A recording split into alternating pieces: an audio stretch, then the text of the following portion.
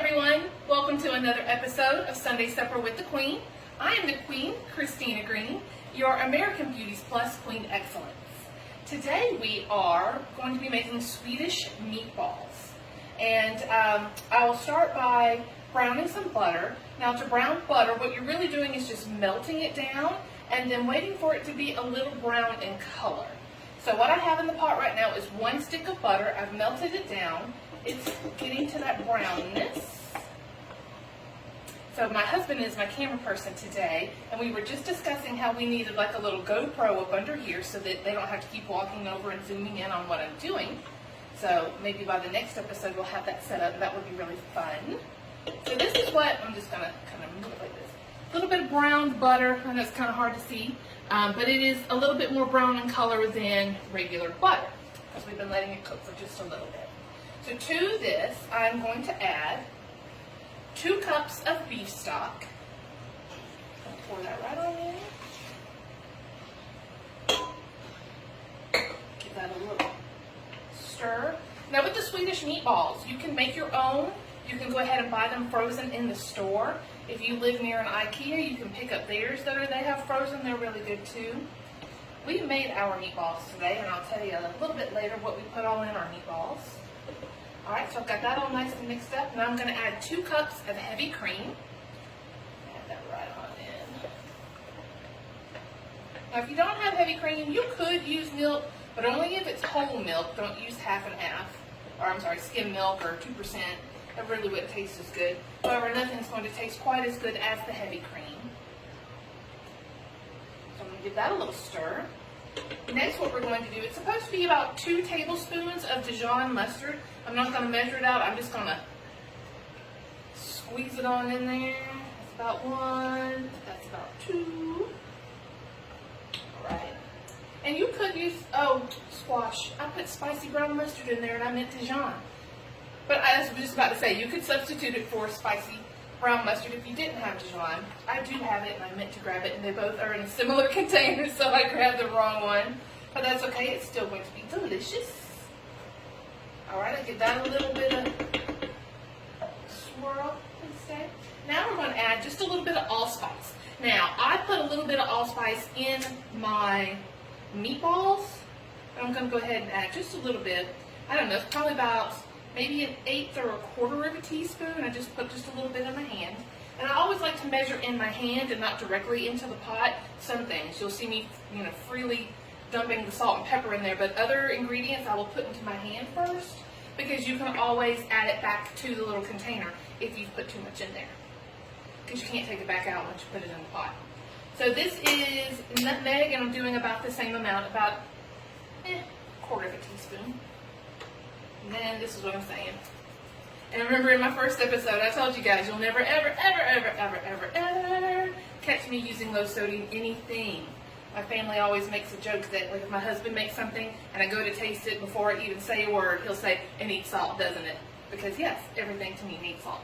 I'd put salt on salt if I could. And then this is just a little bit of black pepper. And see, my husband is the opposite. Like he would say never enough black pepper. Or I say never enough salt. Alright. We're going to give this a nice mix. And then I have it right now on a 2. I'm going to move it up to about a 4 to 6 and wait for it to start boiling. And then I'm going to reduce it and let it simmer for about 15 minutes. And this is going to allow this sauce to thicken up a little bit because right now it's just straight soupy liquidy.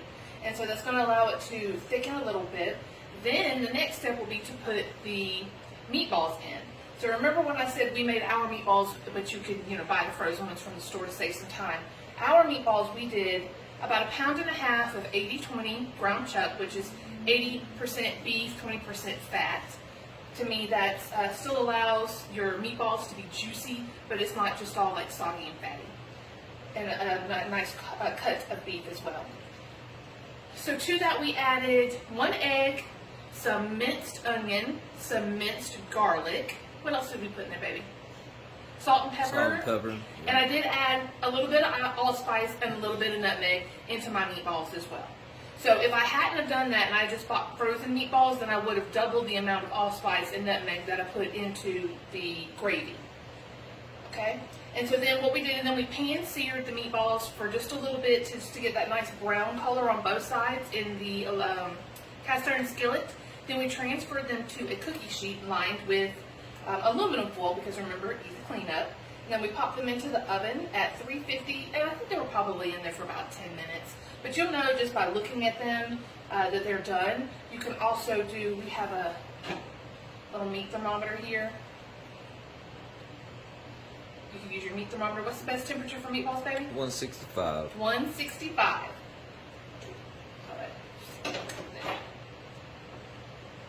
All right, guys. So we're going to pause for just a moment to let this sauce thicken up. So we'll meet you back here 15 minutes, but it'll be like that with TV time. We'll be right back. One. All right, everybody. It's been about 15 minutes. And my sauce isn't as thick as I want it to be. So, and I forgot to mention to you at the beginning that this is a lower carb version of Swedish meatballs. I didn't put any breadcrumbs in the meatballs. So I didn't feel like it needed it. And to be corrected, we put 2 eggs in here because it was 2 pounds of ground beef. And so I feel like the egg is a good enough binder for me, and I don't put breadcrumbs in there. However, if I wanted to keep it lower carb, I would have crushed up some pork rinds and used that. But if you're not on a low carb diet, you can use breadcrumbs in your meatballs. So back to my sauce. It's not as thick as I wanted it to be. So I'm making a little slurry using some xanthan gum. So this is a low carb version of, I forget what this thing is called. Hang tight. Cornstarch. If you're not on a low carb diet, you need to thicken up something. You can use cornstarch or you could use flour. So, but since I'm low carbing it, I can't use flour either. So yeah, I put a little bit of my gravy in here, and you can see how thick this is already. And I stirred it up, and I'm going to add it back into my gravy. And this is going to make my sauce nice and thick like a gravy. All right. Oh, and then also while we're waiting for this to thicken up a little bit, I want to plug my apron girl again, Katie Kins, Katykyins. I forgot to tag her in my last post, but I'll be sure to do it this time. She makes all kinds of cute things, so you guys really need to go check her out. KatyKins.com. All right. This is almost where I want it to be. And I'm going to add in our meatballs. So these are the ones that my husband made. I really don't like sticking my hands in the meat and mushing it all around. So my husband made the meatballs. I cannot wait to try them. They smell delicious. And then we also have some mashed potatoes back here. I promise that the next time I make mashed potatoes, I will show you guys how I make my mashed potatoes. It's really simple. Okay, now this is a nice thickened sauce.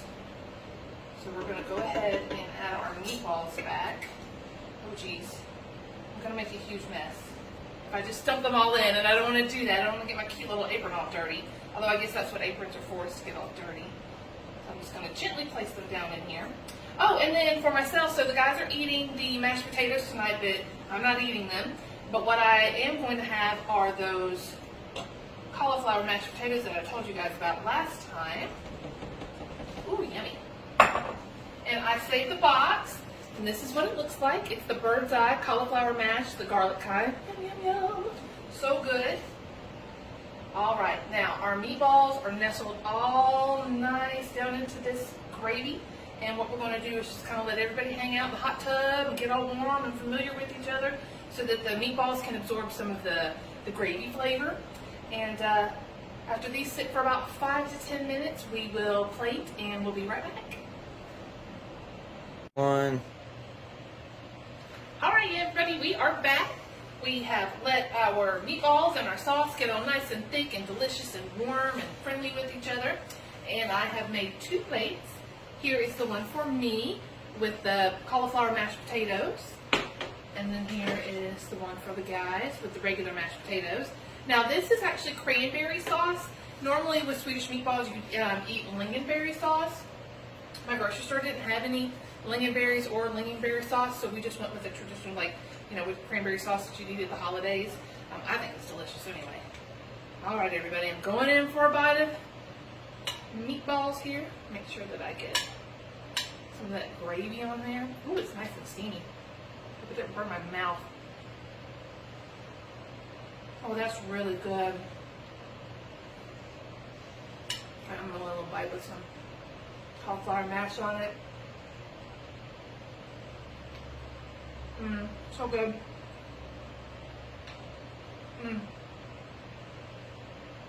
A little bit of cranberries, that's that's my happy dance.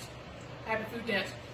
The cranberry sauce has a nice little sweetness and a little bit of tart on the backside of it. It's really good.